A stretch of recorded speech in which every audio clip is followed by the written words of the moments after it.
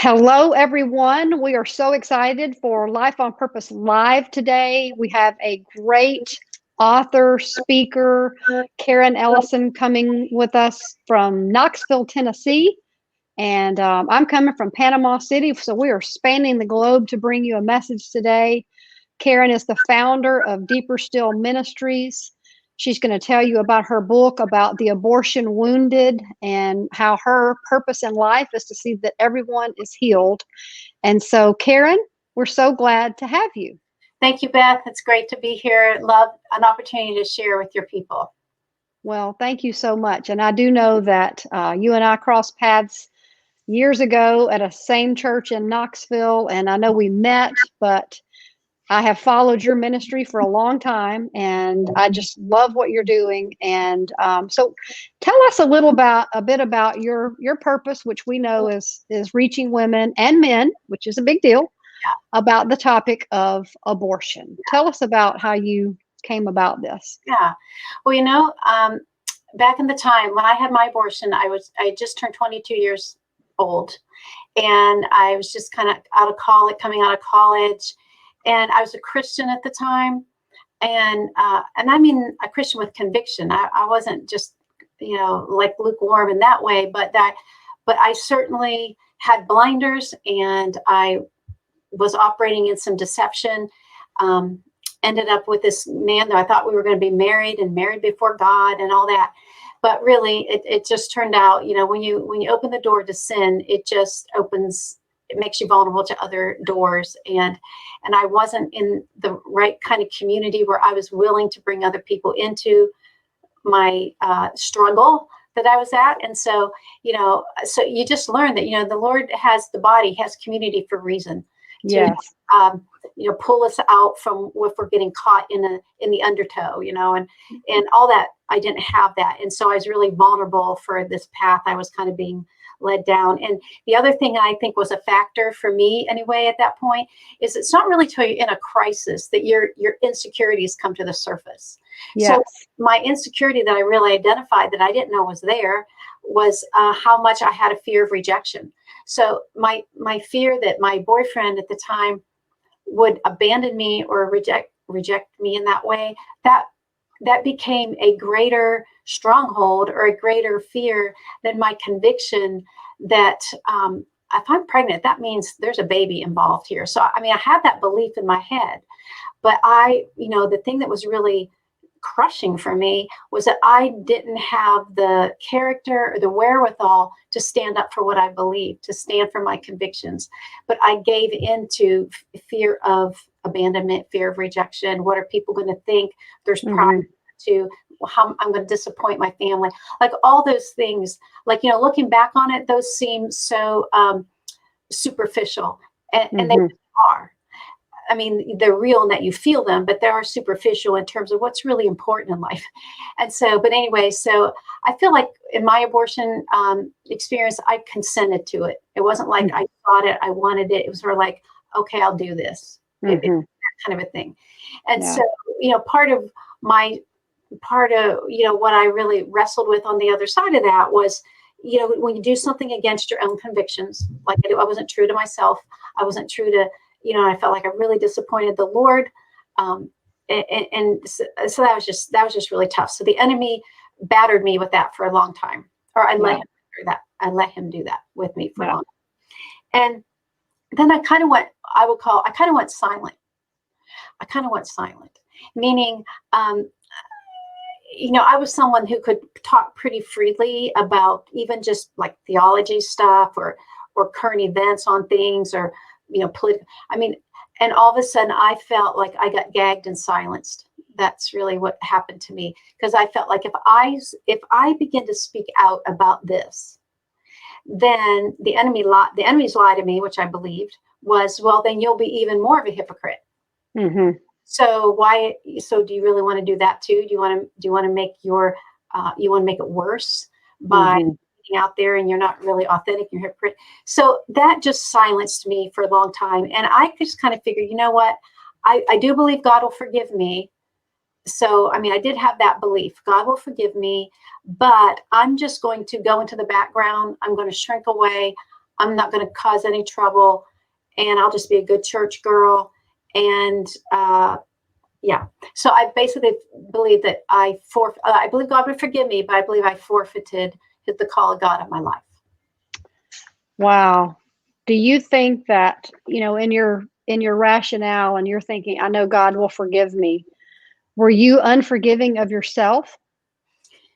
Yeah, I mean, it's kind of like, it's that thing, like you can believe something in your head, but do you really believe it in your heart? Do you really believe it? Like, is that your emotional truth? Is that Yeah. not just your spiritual truth? Because even if you say you believe something, but you don't act like you do, you really don't. There's a war going on inside you. So yeah, no, that really took me. I had to go through some stuff to really get to that place where it became real for me.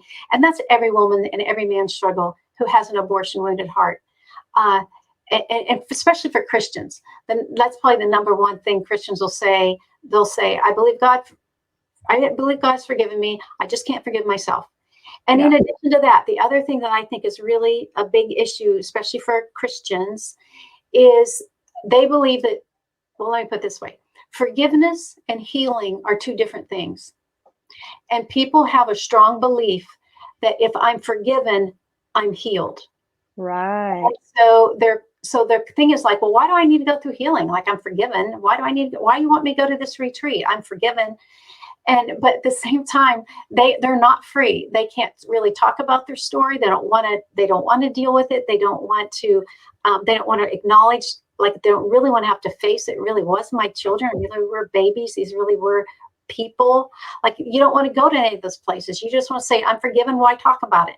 Mm-hmm. That's such an indication that you're not healed. You're not free. You're not living in light. You're living in a bondage of secrecy and shame somewhere down there. And or why are you so defensive about it? And what do you think to someone who has this deep, dark secret, which I did for a long time? What do you think? How does that manifest itself in daily living? I mean, how do you recognize I'm not free? Uh-huh. Well, I think one of the ways I would say how I was, um, you really like your life. Like, first of all, you have a secret to keep. Mm-hmm. Like, I can remember for myself, I didn't used to have secrets to keep. Like, I had a pretty normal life, but all of a sudden, when I crossed that line, and first of all, it was sexual sin line, and then the second line became abortion. I had secrets to keep, and when you have Mm-hmm. secrets to keep, you don't tell people. And when you Right. don't tell people, even though you're trying to hide it on the outside so that people, don't pick up on it or get a vibe about it or whatever, but really, when it becomes your life comes about managing. You manage your image, you manage what you're going to talk about. If the subject comes up in your Bible study, if the subject comes up in your small group, you manage, you forethink. If that subject comes up, what am I going to say? How am I Mm-hmm. going to say it? Or if you're in a conversation, all of a sudden the subject comes up, you find a way to exit the conversation, or you go do something else. You find a way, you're managing. Managing Mm-hmm. takes a lot of emotional toll on you. It takes a lot of emotional energy. It wears you out. And so you're kind of like, you're always feeling like you're having to couch something, plan ahead for something, manage. Yeah. So I think the numbers are 1 in 4 women have had abortions. Is that correct? Yes. Now, different statistics will say kind of different things, but it's 1 in 3, 1 in 4. But among Christians, even, it's like around 70% American women who have abortions at least self-identify as Christian. Now, that can mean a lot of different things, but still, if you even just think culturally, why culturally in a nation that you consider yourself a Christian, why is that number not that much different from the world? Like, why Yeah. is there not a difference there? Like, what have we as Christians, or we call ourselves Christians, what does that really mean to us? And what is our conviction about abortion? And so one of the things that I believe is, I know I'm kind of probably jumping ahead here, Beth, if you don't want to talk about this yet, but No, I do. just in the church, like, Yes. one of the things about our church, I'm talking about the bigger church here. Okay. Mm-hmm. It's like, we've got to start with a theology of life. Mm-hmm. And in many churches, they don't even consider that like something to talk about or something to teach about. Like you might have a discipleship program when someone first becomes a Christian. Okay, so you have to be discipled in all these areas. And a lot of times in those curriculums, there's nothing about the sanctity of human life. There's nothing about what it is to be made in the image of God. And so therefore, human life is different from animal life. It's different from environmental things. And we are special. We're made in God's image. And if you don't have a theology of life, then you don't understand the value of life. And if you don't understand the value of life, and then when it's in competition with some other thing, like it is in many other cultures, like we actually have an outreach to the Chinese in China and Chinese, and they're so grow up in a culture that is, if you're not an asset to our culture, you're a liability. So in other words, human life is not valued. Well, that's the same thing here. If we don't understand a theology for unborn life, then we're not going to value it as the same way that God values it. And so I think as a church, we've really added to the population of Christians having abortions because they think it's no big deal. They think this is just a surgical procedure. Most people view abortion as a surgical procedure or a chemical procedure now, but a surgical, and that's the end of it. Mm-hmm. They don't see it as so I say abortion is first a spiritual issue. It's a spiritual issue of the taking of innocent human life. That's what it is. And until that gets atoned for spiritually, you're never going to heal emotionally or even physically for that matter. So And you think go ahead. Well, I mean, you think in a church setting, if people knew that's 1 in 4 women, and we've had Stephanie just said, I can't believe this is, the numbers are that high. Why is it not addressed from the pulpit? Okay, so I think there's reasons why it's not addressed.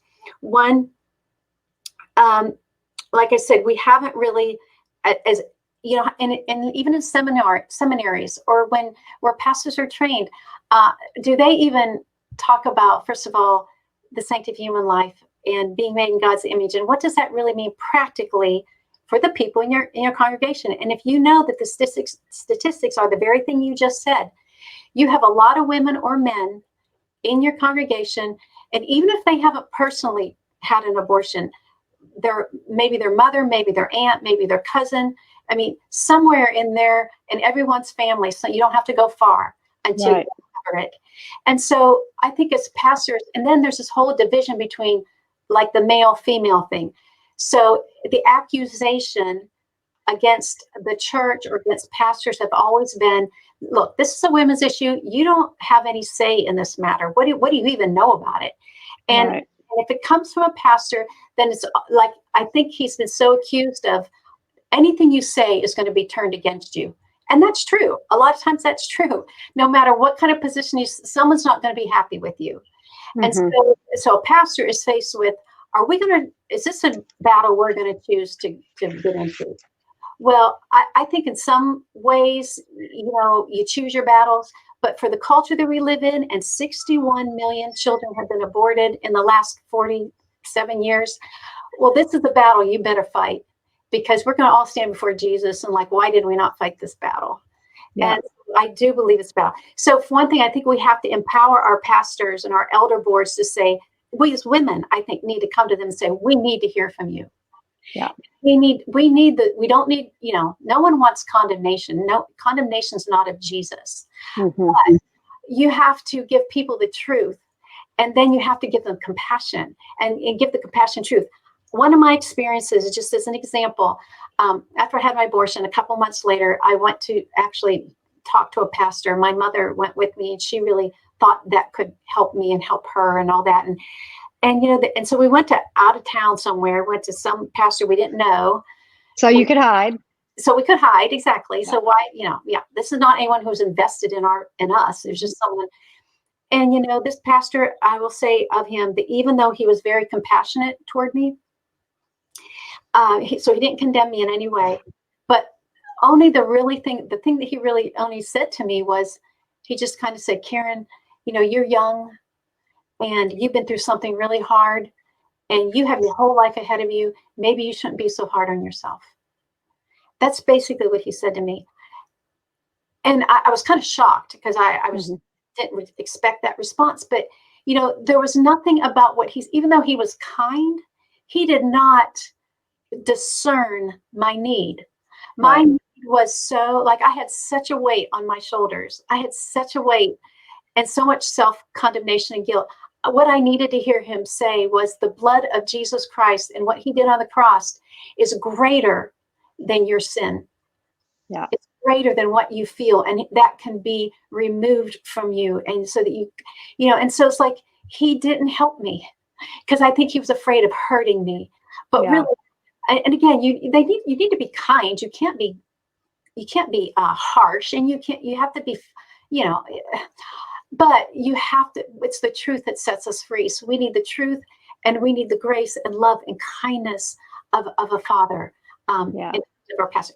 But then, secondly, I think the thing I would say about our churches is, we hear a lot about the culture of life, which I love that phrase. I love what that is. We all have heard that phrase now for a couple decades that we need to develop a culture of life. Well, yes, we do. But in addition to that, it doesn't stop there. In the church, we have to develop a culture of healing. And I can tell you that when I go into a church and speak, I can tell if there is a culture of healing in this church. Because if there is a culture of healing, then people, they already have a culture established that you can bring your sin to the light and no one's going to condemn you. You Mm-hmm. can come out in the open and we're going to embrace you. We're going to pray with you. We're going to work you through this. That's an entirely different, like I can go to churches and if they have a culture of life and like say after you speak or something, people will come flocking to you to talk. Mm-hmm. If I'm in a church where that has not been developed, people run from me. Wow. Isn't that funny? You can go to church, they're either going to come to you or they're going to run from you. And it's Yeah. all about what kind of culture has this church developed? And can people come into the light with their sin and know that they're not going to be condemned, but they're going to actually help you get free from this. And I think that's incredible because the culture is created, and I think that's a great analogy is that you create a culture of healing, and you're right. There's not a lot of that, but you have an emotional attachment to this topic, but you also have a professional experience that goes back decades. Mm-hmm. So, which started with your emotional need for healing, but what have you learned from being in crisis pregnancy centers with care.net about the statistical data of this hurts women? This isn't just a choice. Mm-hmm. Right. And men. Right. And again, I think what the world or academia or whatever, what they want you to perceive is the only risk involved in an abortion is a minimal risk physically. Like there are physical complications and they have to at least admit that there are physical complications, that you can do yourself a lot of damage and women, you can die. I mean, there's all kinds of, but there's very little, as the years go on that the academia is having to like start to concede that, women actually do have some emotional affects. But like, I know that in the early years of the pregnancy center that I worked at, it was, all that data coming out at that point, it was all about, this is just your hormones. After you had an abortion, your hormones get all mixed up. So therefore, it's going to take a little bit of time to recover, but don't worry, honey, you'll get over it. It's a little bit like postpartum. So once your hormones are back in line, it'll be fine. And it's not fine. And the abortion clinic is never going to do follow-up with you. Or if you call, if women call them back, like, hey, I'm not sleeping at nights and I'm all that, like, well, maybe you need to go see a counselor. I mean, they don't want to deal with you. It's like, Mm-hmm. Right. But we, and part of the problem too is like when I said about, you're kind of gagged in silence. Women and men have all kinds of stuff going on inside them, but they don't know who to tell it to. Like, first of all, who do we even say this to? Who wants to even hear it? I might be brave enough to tell you the fact that I had an abortion, but I'm not going to really tell you how that's affected me or what's going on inside of me unless I deeply trust you. So the thing that is amazing to us is like when people come to our retreats, and that's what we do. We do weekend healing retreats for abortion wounded hearts, both men and women. But we have an intake form that people fill out. And on this intake form, we're asking them, what do you emotionally experience in your life? And so we probably have 30 things listed that are possibilities. And most people and sometimes how they fill it out reflects a little bit on their sense of denial or what they're in touch with. But most, we have people that fill out, that circle every single one of those or half of those. And so, and part of that, filling that out even, is just painful for people. It's like, wow, well, now that you put it right in front of me and now that I'm really looking at it, and even the purpose of that intake form is to help you see, okay, I really am experiencing that. And I really am experiencing that. And I'm really, wow, maybe I really maybe there's a lot more going on than I'm wanting to admit to myself. Mm-hmm. So when you come to a retreat, like, we really just try to practice, Bible 101, Christianity 101, bring the hidden things into the light. You've got to tell your story. You've got to bring what you've kept and managed for years. You've got to bring it to the light. And so we have women and men tell their story. Like, what is your abortion story? And most people have never told, they may have told the fact to somebody, but they've never told the story. What did you actually experience? And what are you experiencing now? How has that affected your relationships? Statistically, I mean, I don't have an exact statistic, but it's high. That the biggest influencer for women who have abortions is the man involved. And yeah. So when you just think the power of a man's opinion or his support or lack of support in her decision. I know that was clearly my story. My boyfriend at the time was the main influencer for me, that I was like, okay, I'm going to do this. And so on the other hand, if you think about a man's perspective, they are either in the category of, she had an abortion without his knowledge, or even if he did know it, she did it anyway and didn't really care what he thought. Mm-hmm. Or he emotionally, spiritually, physically controlled her, forced her to have an abortion, or he took the passive route of said, whatever you want to do, I'm fine with. I'll just support you, which is very passive. There's nothing in that. There's nothing in that says, I'm going to fight for you and I'm going to fight for our child. Mm-hmm. It's a passive way, but you feel like you can put it off on her. Now, there's also the fact that the whole women's kind of movement told men that you have no dog in this fight. Mm-hmm. We told men for all these years, you have no voice in this. And so they backed. So they're kind of like, okay, they backed off. So they like welcomed the passivity of it, And so men, when they come to our retreats and so forth, they are, the kind of guilt that they carry is not only that they know that there's blood on their hands of their children, but they're like, I allowed myself to be emasculated. I didn't lead. I didn't protect. I didn't promise her anything. In fact, I broke all my promises. I abandoned her. They're living with that. Everything that makes up me being a man or a man of, I was none of those things. I miserably felt like, how do I even, so they have a real low view of themselves. Like, they're not the hero. They're not the hero they wanted to be. Yeah. And so they're bringing all that in. And the other thing that we've heard from men at our retreats, that's one of the reasons why I believe the Lord, at some point, we used to do just all women's retreats. And then the Lord really began to say, no, you need to bring my sons to this retreat. They need to hear each other in this. And so that was like a big risk, but it's like, okay, Lord, if you're saying to do this, well, it turned out to be like the best thing. It's like the Lord is doing so much healing between men and women. And a lot of times the men will say to us, we never knew how much we hurt you. We never knew how much we hurt you. And the reason they never knew, because no one talks about it. After you don't talk about it. Even if you did it together, even if you got married, you do not talk about it. You have this silent pain, shame, guilt. And so this, when you, like, if you're really going to step in to get healing, you've got to open up. You've got to bring it out. You've got to get it out there. And Jesus will absolutely meet you. I can tell you how strongly he'll meet you if you will let him in and let him do this surgery. You'll do it. He'll do it, and you'll be set free. And I wonder how many times you've heard people say, I wish I had done this years ago. Totally.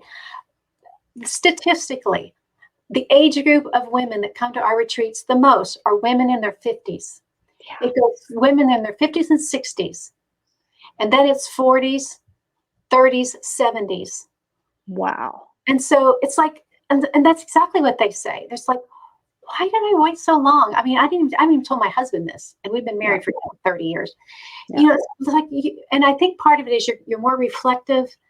Your life is not as busy as it used to be. You have grandchildren that are now coming, and you're like, what kind of legacy would I want to leave? And I don't want to tell them because I'm kind of on a pedestal in their eyes. But so you just, all that bondage, you just keep it inside. But, you don't have to wait till you're on your deathbed before you get a healing for this. Like the Lord, like we say, the Lord doesn't just heal you from something, he heals you to something. So like Mm-hmm. the whole thing, Beth, that you're about, like the purpose, like a purpose, what's your purpose in life? Well, the Lord, if you still have breath, God has something for you to do. Like you're still like, get healed so you can get on with it. The Yeah. Lord wants to heal you because he has, if you would have told me, like back when I was in my 20s, in a million years, I would have never viewed myself as what I'm doing today because Yeah. I forfeited all that. Yeah. But when I got healed, then the Lord could say, okay, here's what I want you to walk in. Yeah. So tell us and tell everybody about the retreats, your book. I mean, you have the resources. You have everything anyone would need to Yes. take that initial step, and a community to step into. So somebody listening now or somebody who watches later, how safe is it and how complete is what you offer for them Mhm. to have that freedom? Yeah. Well, the Lord has a healing journey tailor made for every person. And Mhm. so you might have several pre-steps before you get in. He just, he knows how to do it. So you just Yeah. like trust him. But Yeah. if you give him your yes, really, if you give him your yes, he will lead you and you can trust him. And it's not that there's not going to be pain involved, but he's like, he doesn't like get you around the pain, you go through the pain. So, Mhm. and there's another side to it. There's freedom and healing on the other side. We offer these weekend retreats. They're free of charge. So like, why not come? You have Yeah. nothing to lose but your bondages. And Mhm. so, even though we're in Knoxville, Tennessee, and this is kind of our hub, so to speak, but our mission is to multiply these chapters. So we have chapters around the country. So we have about 23 right now, but we would love to have chapters in every state, but we're just kind of getting that going. And you Mhm. can get on our website and see if we're in your state or just travel to where one is right now. But our website is godeeperstill.org. Because that's really the invitation. Go deeper still. Deeper still. That's how you can do it. But we also have, like I said, for men and women as well. And so, but part of when people, if they're really afraid to like take that first step to go to retreat, that's one of the reasons why I wrote this book. I wrote this book, Healing the Hurt That Won't Heal. And one of the reasons it's freedom for the abortion wounded and help for the church. They fear, like, can you read a book? Well, you at least start by reading a book, because Yeah. some things we put in there that we do at the retreat, but not everything. And that can kind of help people feel like, okay, I've read that much. I think these people are safe. So I'm willing to now call. And when we do our retreats, we do a team approach. So it's not like just me or one facilitator there kind of facilitate. We have a whole team of people, and these people are amazing. And we've trained them up, and half of the team members usually are post-abortive themselves. So they've already been through their healing. But the other half of them, they haven't had abortions, but they've had other things in life where they've had to trust God for healing. Mhm. And I think if you're an abortion wounded woman or man, you can believe that someone else who's had an abortion will probably be for you or can have compassion on you, but you don't necessarily believe that other Christians out there that haven't had an abortion wouldn't judge you. But we're saying we have both on our team, so you need to know that no matter who you are, the body of Christ is surrounding you, and we are going to help you through this. That is an excellent point to have both there. And then let's close on this, and we have to wrap up. But people are watching the pro-life dilemma play out in the nation. We had a pro-life agenda before, and now it's not. I mean, it's definitely a lot looser. What can people do that want to see abortion reduced, eliminated? Is there anything that everybody that sees this issue and their heart hurts for it? Is there anything we can do to help have influence on the nation's direction. Yeah, that's really good, Beth. And that's a very sobering question. And I'm one of those that believe we need it all. We need everything. We need a political voice. We need a voice in the pulpit. We need education. I'm like, we need it from all areas, all that. So the Lord might call you or gift you in certain ways. But here's what I'm going to say is what I'm going to advocate for. If you were like me and you were gagged in silence because of shame, you were never going to be heard from again. When I got set free and healed, I got my voice. And just think about 61 million abortions. I mean, many in America, many women, about 50% of women who have abortions have had more than one. So, but if the women and the men who are abortion wounded would get healed and they get their voice back, they will speak and Yes. tell the truth. And then abortion can be overturned overnight, really. Yeah. If the silent, gagged church would stand up and the abortion wounded would get healed, we would be a roar like this world has never heard. And I do believe that's why God is raising up post-abortion ministries, because he wants the holy roar of the abortion wounded to come out. Like he said, like one of our scriptures is in Revelation 17 or 19, I think it's 19, about he's preparing the bride. He's preparing the bride for his return. We are helping to prepare the bride so she can wear that white robe, that white, and feel like she's blameless before her God. And we are helping the bride get ready for his return. I love that. That's great. And I agree that we change the world one story at a time, and whatever your story is, share it with one person and then share it with others, and start with godeeperstill.org, right? You have all the resources. And so thank you so much for being here. I think this is a tough topic, but it's one that we've got to talk more about, not less about. And thank you for the years that you've put into doing this, and for sharing your story with us today. Amen. Thank you, Beth. Thank you for letting us have a voice so that we can empower other women and men with their voice. Amen. And we'll come back around and do this some more, and be sure and let us know when you have retreats, and we'll post them. Yes. Okay. Thank you. you. Thank you. Talk to you soon. Thank you guys for watching.